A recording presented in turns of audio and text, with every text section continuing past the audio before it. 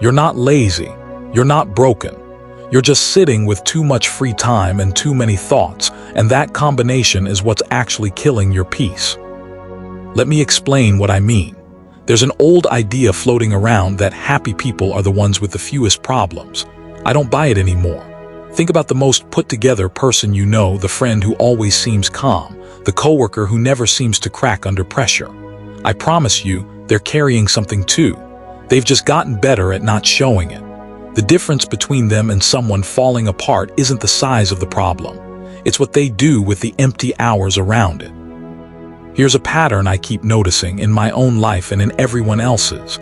The heaviest thoughts almost never show up while you're working. They show up at 11 p.m. scrolling. They show up on a slow Sunday with nothing on the calendar. They show up the moment your hands stop moving and your brain has nothing left to chew on except itself. So if I had to hand you one tool, just one to carry through hard seasons, it wouldn't be a mindset trick or a quote. It would be this: get busy. Not frantic, not running from yourself, just occupied on purpose with something that matters. And let's clear something up right away, because this gets misunderstood a lot. Staying busy doesn't mean you have to love every task on your plate. Nobody wakes up thrilled about laundry, deadlines, or the 20th rejection email. That's not the bar. The bar is showing up anyway, choosing motion over paralysis, even on the days the motivation simply doesn't arrive. You already know this. You felt the gap between a day you built something and a day you just survived. But before we get to mindset, let's deal with something practical first: money, because I think we tiptoe around this too much. I'm not going to tell you cash buys happiness. I've seen people with very little live genuinely peaceful lives, and I've seen plenty of wealthy households quietly falling apart behind closed doors.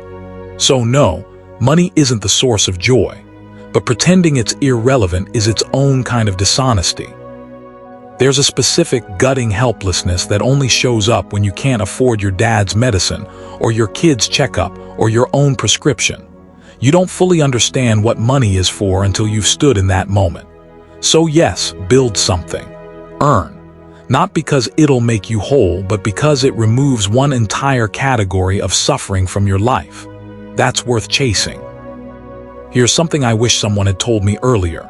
You are never going to win over everyone. Not with the best version of yourself, not with your biggest achievement, not with your kindest gesture.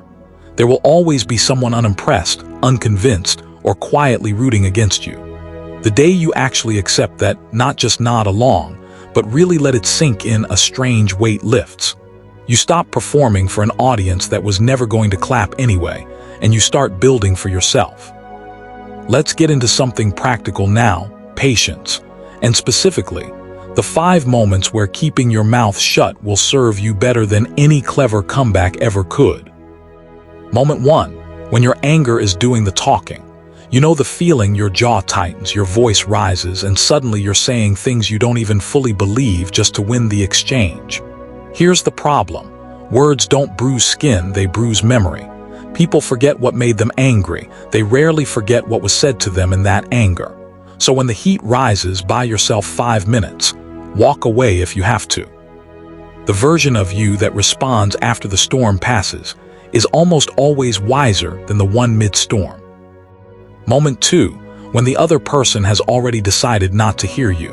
You can be right, articulate, even gentle, and it won't matter, because some people aren't listening to be convinced, they're listening to reload. Trying to win that conversation is like arguing with a closed door. Save the energy. Put it into your work instead. Ironically, results convince people that arguments never could. Moment 3, when you keep losing. This one stings the most, because repeated failure makes people quietly write you off, sometimes including yourself. But here's a pattern worth noticing in almost anyone who eventually made it big. They didn't need to win every round. They needed exactly one undeniable win to flip the entire narrative. So don't waste your breath defending your last 10 failures.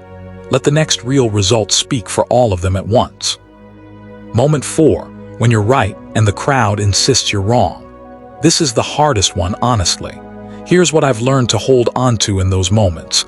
What the room thinks of you matters far less than what you privately believe about yourself. If 100 people tell you that you can do something, but you don't believe it, you won't do it. And if 100 people tell you that you can't, but you believe you can, you'll usually find a way. Confidence isn't decoration on top of a personality.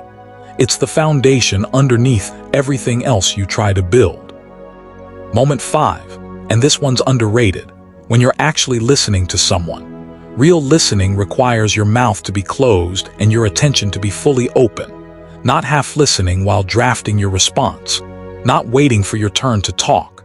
People can feel the difference between being heard and being tolerated, and they remember which one you gave them. The best listeners I know also tend to be the fastest learners, because you genuinely cannot absorb something new while you're busy proving a point. Let's talk timing for a second, because this matters more than people admit. Life doesn't move in a straight line, it moves more like a heartbeat on a monitor.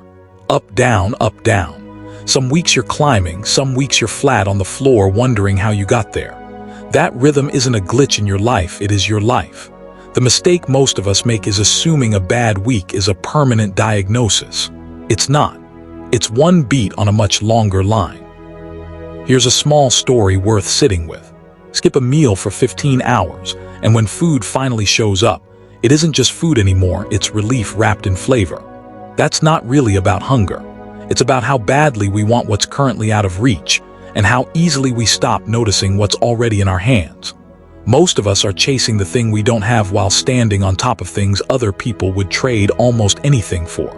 Worth remembering the next time the comparison spiral starts. And speaking of spirals, the internet has made negativity louder than it's ever been.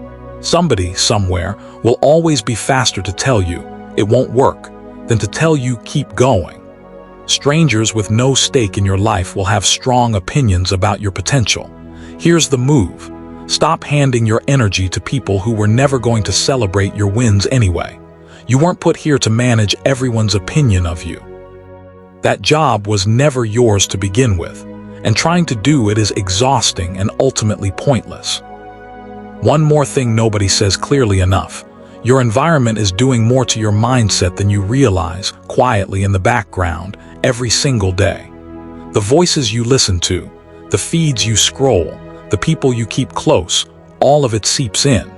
You don't get to control everything that happens to you, but you absolutely get to control what you let influence you on repeat.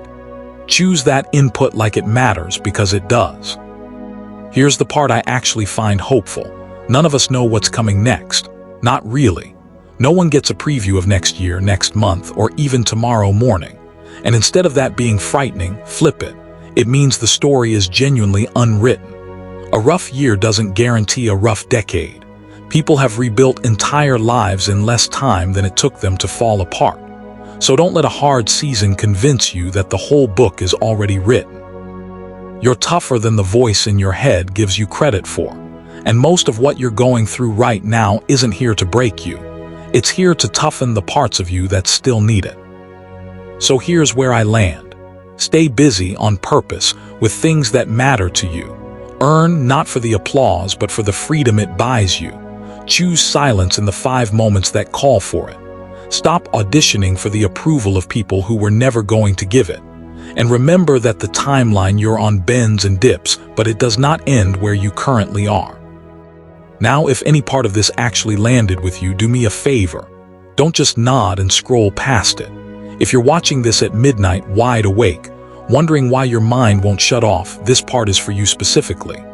Hit that follow button, because I put out content like this regularly, and I'd rather you not miss the next one. Drop a comment and tell me which of the 5 silence moments hits closest to home right now. I genuinely read these and reply.